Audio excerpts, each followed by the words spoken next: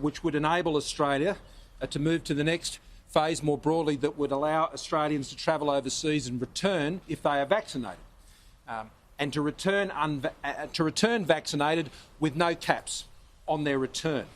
I'm very pleased that the New South Wales Government has advised, as you've learned today, that they'll be in a position to move to a no quarantine arrangement for people arriving back in Australia from the 1st of November, which enables us to be in a position to ensure that we can lift the caps for returning Australian citizens, residents and their families from the 1st of November into New South Wales.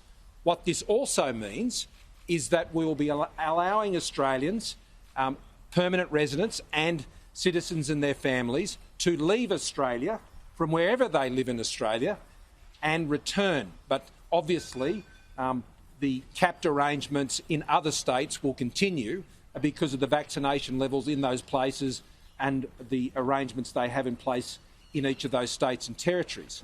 So this is further demonstration of Australians getting vaccinated is enabling them to do more and more and more. New South Wales is hitting 80% double-dose vaccination rates. Here in this city, it is turning into one of the more vaccinated cities in the world today. And that is a great achievement for Australia, and in particular those right across Greater Sydney. And it's been hard fought and hard won. And that's why I welcome the fact that this is a further sign of the national plan coming into effect and allowing Australians to start reclaiming so many of the things that have been taken from them throughout this pandemic. I also want to note that at the National Security Committee earlier this week, where we considered these matters on Tuesday, we also agreed that we would be looking at expanding the definition of immediate family to include the parents of Australian residents and citizens.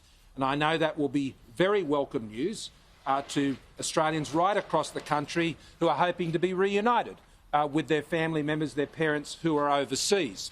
Now, in New South Wales' case, that means that those family members will be able to come into Sydney if they are vaccinated and not have to quarantine under the arrangements that the Premier has announced today. So that is a welcome step forward.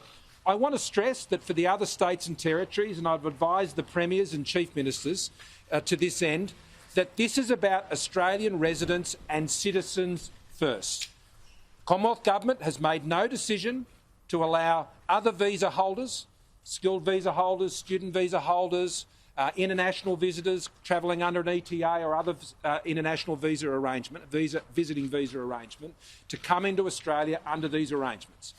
They are decisions for the Commonwealth Government, as the Premier and I know, but where we're in a position to make that decision down the track, then obviously in New South Wales they'll be able to do so if they're vaccinated without having to quarantine.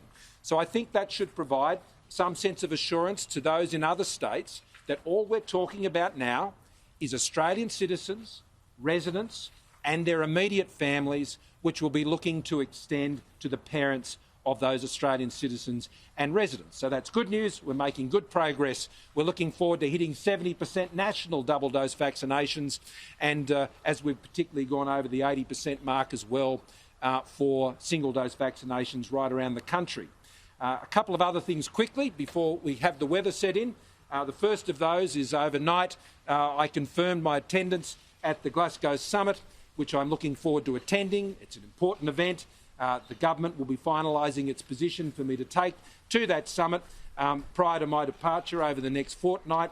We are working through those issues with our Cabinet and with our colleagues, and I look forward to those discussions concluding over the next couple of weeks.